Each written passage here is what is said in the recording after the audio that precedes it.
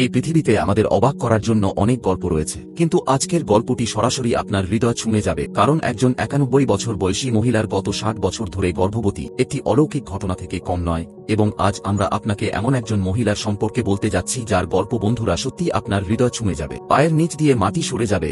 ভিডিওটির শেষ পর্যন্ত সাথে থাকুন, কারণ আমরা নিশ্চিত যে আপনি এই ভিডিওটি ছেড়ে কোথাও যাবেন না। 91 বছর বয়সী তার স্বামীর সাথে চিলিতে থাকতেন, যেখানে তিনি তার স্বামী খুব সুখী জীবনযাপন করেছিলেন। তার স্বামী একজন জেলে হিসাবে কাজ করতেন এবং তাদের বাড়িতে বিলাসবহুলতার অভাব ছিল না। এস্টেলা এবং তার স্বামীর মধ্যে অটুট ভালোবাসা ছিল। এ কারণেই তারা দুজনেই 74 বছর ধরে তাদের বিবাহ খুব ভালোভাবে বজায় রেখেছিলেন। এই স্বামী স্ত্রী দুজনেই তাদের দাম্পত্য জীবনের প্রথম থেকেই খুব সুখী জীবন চেয়েছিলেন। এই কারণে তারা শুধুমাত্র নিজেদের জন্য ভালো চিন্তা করেনি, বরং প্রতিদিন মানুষকে সাহায্য করেছে এবং একে অপরের সাথে অনেক সময় কাটিয়েছে, যেখানে দুজনেই একে অপরের সবচেয়ে বড় সাপোর্ট ছিলেন। কিন্তু জানুয়ারি 2015 সালে এস্টেলার জীবন সম্পূর্ণরূপে বদলে যায়, কারণ একদিন হঠাৎ তার স্বামী 91 বছর বয়সে তাকে এবং পৃথিবী ছেড়ে চলে যায়। স্টেলার জীবনে এটাই ছিল প্রথম ধাক্কা, কারণ এখন তাকে সারা জীবন একাই কাটাতে হয়েছে। স্বামীর থেকে প্রায় 1 বছরের ছোট হওয়ায় তার বয়সও তখন 90 বছর। আর এই বয়সে একা থাকা মোটেও সহজ নয়, কারণ আপনাকে শুধু ঘরের কাজই করতে হবে না, আপনার সুখ দুঃখ ভাগ করে নেওয়ার মতো কেউ নেই। আপনারা অনেকেই হয়তো ভাবছেন তার কোনো আত্মীয় ছিল কিনা।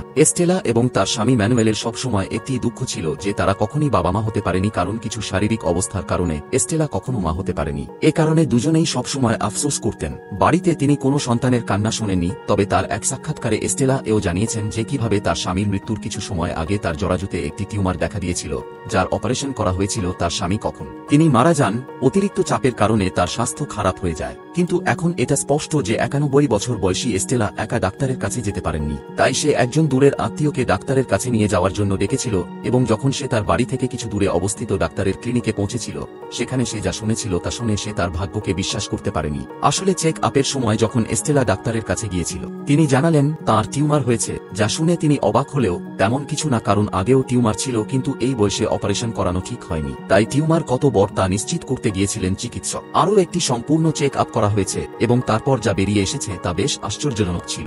আসলে ডাক্তার যখন আবার পরীক্ষা করলেন, তখন তিনি জানতে পারলেন যে এস্টেলার শরীরে কোনো টিউমার ছিল না, কিন্তু টেকনিক্যালি সে গত 60 বছর ধরে গর্ভবতী এবং এতদিন ধরে তার পেটে ভ্রূণ বহন করছে। এই খবর শোনার পর স্টেলা কি প্রতিক্রিয়া জানাবে বুঝতে পারছিল না, কারণ প্রথম থেকেই সে এবং তার স্বামী তাদের ঘরে একটি সন্তানের জন্ম দিতে চেয়েছিল, কিন্তু তার শারীরিক অবস্থার কারণে তা সম্ভব হয়নি। এবং এখন এত বছর পর তারা জানতে পারে যে সে এতদিন ধরে গর্ভবতী। এখন এটি লোকেদের কাছে অবিশ্বাস্য মনে হতে পারে এবং আমরা যা বলছি তা অনেক লোক বিবেচনা করবে, কিন্তু এটা মেডিকেল কন্ডিশনেও হয়ে থাকে, কারণ এই অবস্থাটি লিথোপেডিয়ান নামে পরিচিত। সারা পৃথিবীতে মাত্র কয়েকজন নারীর ক্ষেত্রেই এমনটি ঘটেছে, যেখানে এই শিশুরা তাদের মায়ের পেটে এতদিন থাকে। তারা লিথোপেডিয়ান বা পাথরের শিশু হিসাবে পরিচিত। প্রকৃতপক্ষে এই শিশুরা তাদের মায়ের গর্ভের বাইরে বিকশিত হতে শুরু করে। এই অবস্থা খুবই বিরল এবং বিপজ্জনক, যেখানে শিশু ও মা উভয়ের জীবনই বিপন্ন। এই কারণে ডাক্তাররা যখনই এই ধরনের মহিলাদের দেখেন, তারা প্রথমে অপারেশন করে সন্তানকে বের করে নেন, কারণ গর্ভের বাইরে শিশুর সম্পূর্ণ বিকাশ অসম্ভব। যাই হোক, বেশিরভাগ ক্ষেত্রেই যখনই শিশুটি গর্ভের বাইরে সামান্য বিকশিত হয়, তাই ওষুধ ইত্যাদির সাহায্যে এটি নিজে থেকেই